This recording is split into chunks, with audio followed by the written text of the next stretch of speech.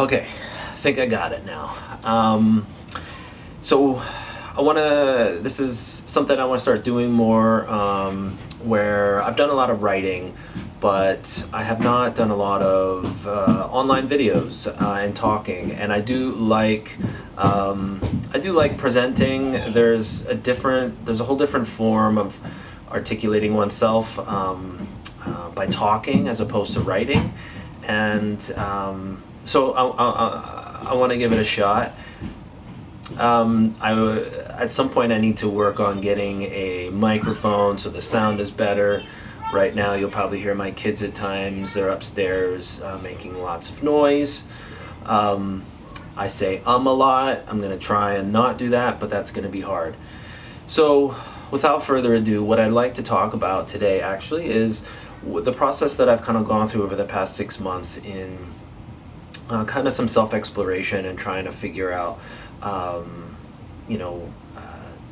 whether or not to leave my job or not. This past week, I did resign from my position as a manager of mental health and substance use services. In Canada here, we have health authorities, and it's big government-run organizations that provide health services to the public.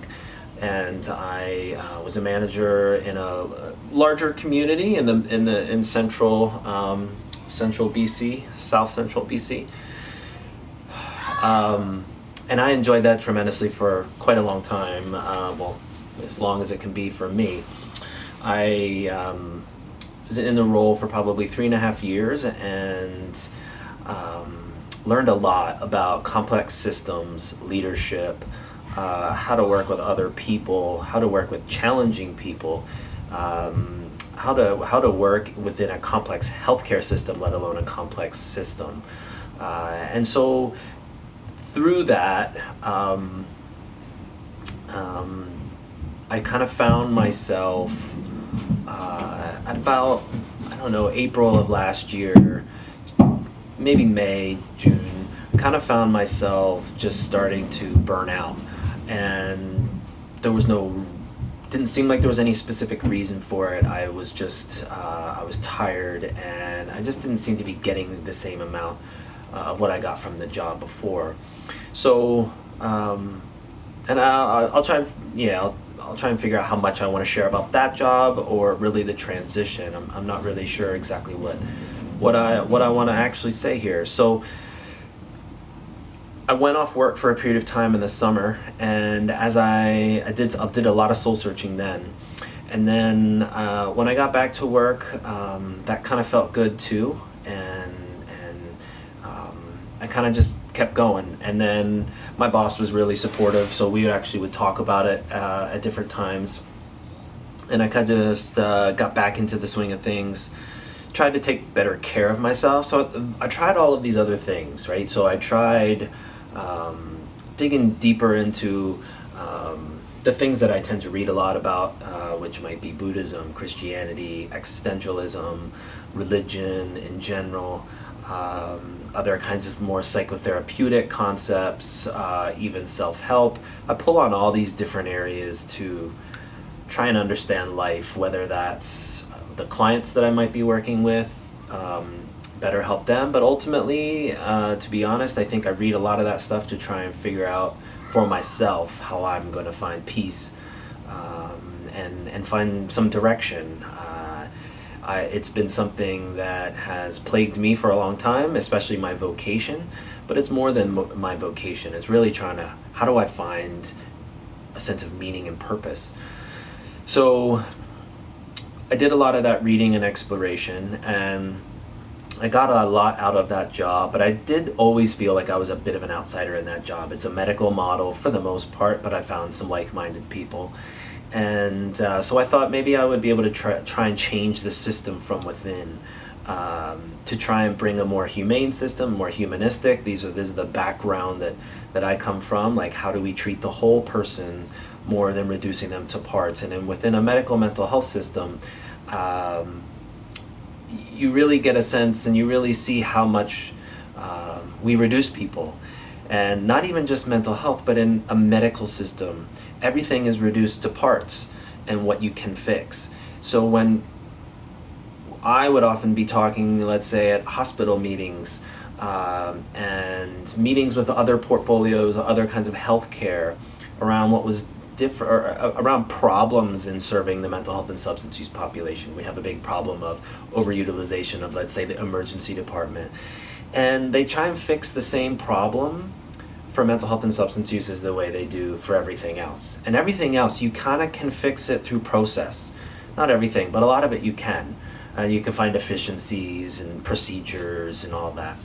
But with mental health and substance use, it's much more difficult because you're actually dealing with someone's whole life.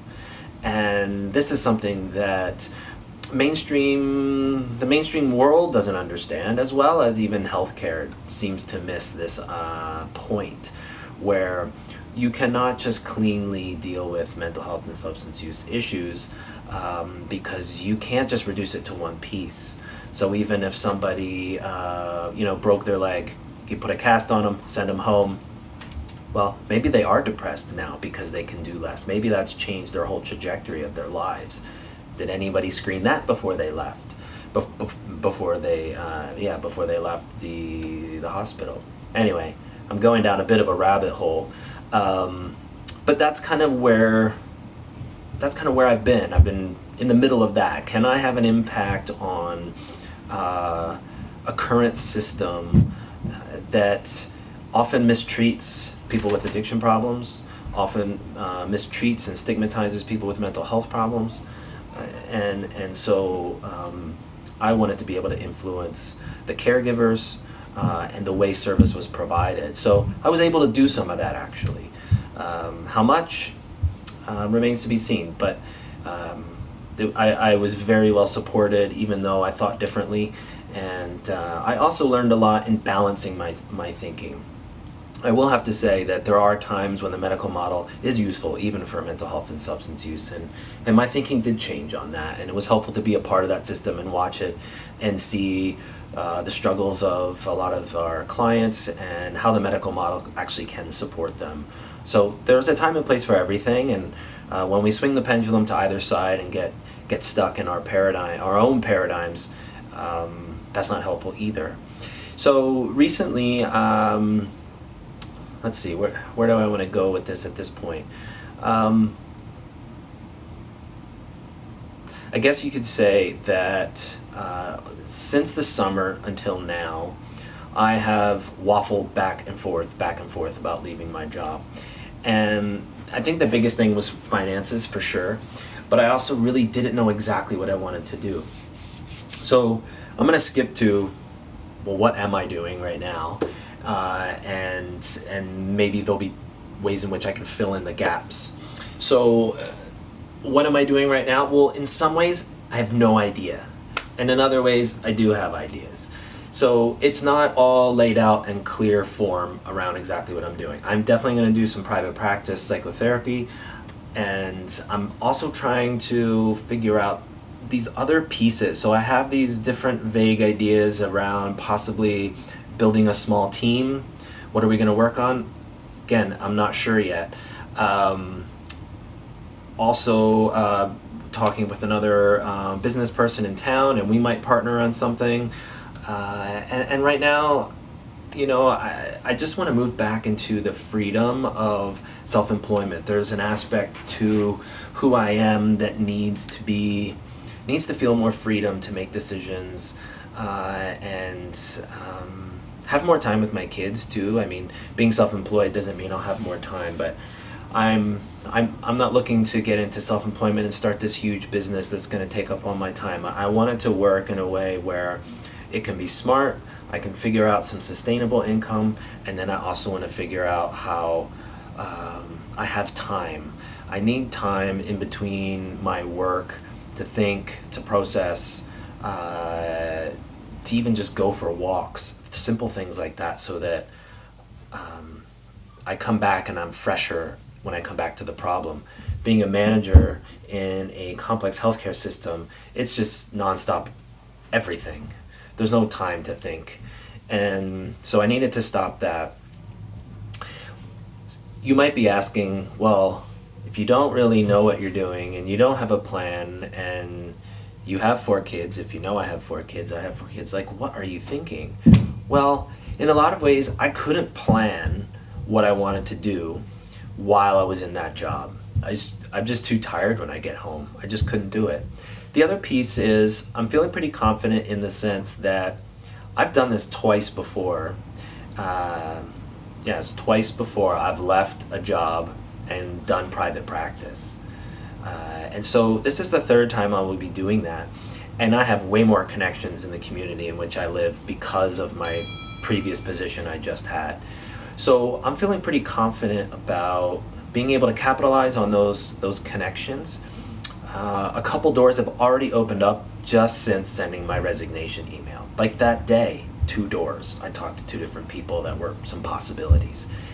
So sometimes you actually have to sunset something. You have to close something before you can actually move on and feel that you're moving in a direction. Can you go back up? Can you go back upstairs? Why? Because I asked you to. We're going out in the front. Okay. Can you close the door? Interruption. So where was I? Yeah, so sending that email. So there's a piece about that I want to touch on. And what was profound, in the past several months, twice, I talked to my co-manager, who we have a great relationship and probably won't find another working relationship like that ever again, both of us feel. And so I talked with her probably several months ago, and I was like, I think I'm done. I need to go to the front line work. I can't do the management job anymore. And then the next day, I said, actually, forget that. Finish them down. No, I'm not. No, close the door, go.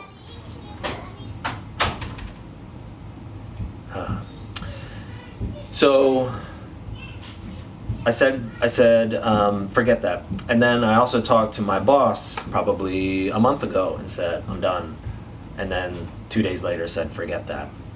So I wasn't ready.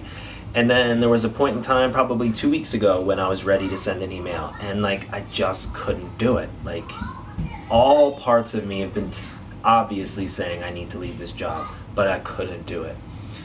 So this past Wednesday, for a variety of reasons, I don't know why it was then, but I was like, that's it, I'm done. I got to do it now. I can't wait anymore. I wrote the email through tears, and as I was ready to send, I just almost couldn't do it again. It was like there was this resistance, and I'm like, well, is this resistance saying I shouldn't do it, or is it just fear? And I kind of thought, and I'm like, it's obviously fear. I've known for months now, and I've tried to make sure that I wasn't leaving a job impulsively out of desperation. And so I've done a lot of processing, and I feel the same, and I'm not getting the same thing out of my job. And so I said, I gotta go. I gotta do this. What's really profound and interesting is the sort of psychological, emotional experience of almost existential experience of 10 seconds before hitting send and 10 to 20 seconds after I sent that email. It's something it's just an email. It wasn't even like I'm done the job. It's just one form of communication. But think how big that is. The subject column, my resignation, as soon as they receive it. That's what it's about. And I didn't want to bother them anymore with a back and forth. It's like I wasn't going to talk with them anymore until I knew exactly what I wanted to do. But as soon as I sent that email, I texted my wife and I said, I sent the email, it's on, here we go, we're moving forward, and there's no looking back. And it felt great. It totally felt great immediately. It was like, duh, obviously this is what I need to do, and I don't even care if I fail miserably. I don't even care if I fall flat on my face. I know that I can do casual work at the organization where I'm at, so there is some safety net there. I also just feel confident in there being a variety of things that I can do in self-employment. I also want to help my wife develop her doula business, so I need some more time to do that. And the fear that comes with this kind of decision is kind of intoxicating. And unless you've done something like this, you might not realize how fear could be intoxicating, how it could be energizing. Daddy, What? I'm going to place Madeline CS. Okay. I guess this is real life, you know, like kids interrupting you and while you're trying to share your story. So anyway, where was I? I need someone to like interview me. I need to talk to someone. It's better to, I like when I can bounce off someone than just talk straight at a camera. But giving it a shot. This is a new thing for me. Anyway, yeah, so fear is intoxicating and it's exciting. And I was talking to another person at work, and he was kind of saying, yeah, I totally get it. Like being a manager in an organization like this, you know, like it's just kind of paved the way, you know, you kind of know what it's going to be like. Even if I move up in that organization, might shift and change, but you just kind of know what it's going to be like. And as soon as he did that, he actually did this. I was like, yes, that's totally what I can't handle. And I'm too creative. I'm too much of an artist in my soul to be able to do that for a long time. Having said that, I am so thankful for this experience that I just had. I know it has developed skills in me that I didn't really want to develop, and that I was pushed and forced to develop. So I'm quite thankful for that. So there was a huge purpose for this. I almost feel like I stopped off somewhere for a little while, and learned a lot and worked with some great, very competent people. And so now it's time to kind of get back on my path and figure out where that's going to go. And who knows, in 3 years I might go back to this same organization, I might go to another organization and get back on the known track for a while, because that's, you know, a breath of fresh air at times and that's safe, and then I jump back off the track, and this is maybe a little bit of just who I am. That's it. I've always tried to figure out what's that one thing that I want to do when I grow up. I still have no idea. I think being an entrepreneur, I think the idea of self-employment, of being forced to solve that problem, is exciting to me. I do feel like that is more who I am. And so it remains to be seen how I'm going to carry all of that out. There might be a period of time where I say, you know what, for right now, just so I can actually get some rest and take a deep breath, that I'm just going to do counseling work, maybe even for that organization for several months. But I'm also excited about developing a new kind of business. I don't want to just do private practice the way I did last time. So I'm excited to revision that, and that's ultimately what I like to do for anyone. I like to help people revision what they're doing. Where I just came from, most of my focus was on trying to listen below the problem that people are talking about, whether it's service delivery or client issues or bigger systems issues. What's the essence of the problem? And there is never one essence, but I really like to listen with a third ear for what everybody else is missing. And that's basically my skills in therapy. That's what I like to do with individuals, with couples, with families. What are we all missing that's keeping this going in the direction that's not useful anymore? So I want to do the same thing, but for my own business and for my own life. And it also excites me that my wife and I can together think about self-employment and think about business, but make it sustainable. So how do I not just do everything myself and burn out, but start to build a team or build people below me that can do the things that I'm not as good at and that take too much energy for me. So those are some of the things that I've been thinking about lately. I think I'll leave it at that. What I'd like to do is keep doing some of these videos to just kind of talk about my process in the next 6 months to a year. Where does this go? I'll kind of invite you in on taking this journey with me. Hopefully I can stick with this. At times when I do stuff like this, I don't, but I want to this time. because I also want to start to get to a place where I might do some videos that are on some specific topics as well, around meaning and purpose and living with depth. Some parenting,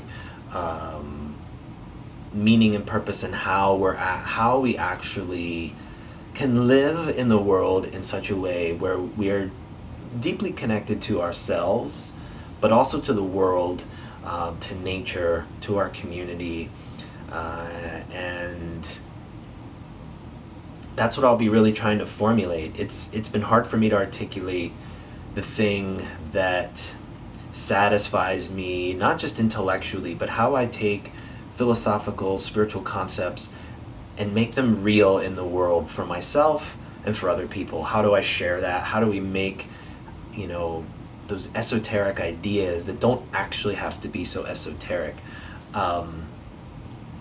be livable? And so those are some other things I'd like to do with some of these videos. I'm going to wrap this up now because my kids all just went outside and into the snow. So thank you for listening. If you listen to this whole thing, I'll probably get in there and do some editing to edit out, me yelling at the kids and stuff like that. But we'll see. Okay, this is me signing off. Talk to you soon.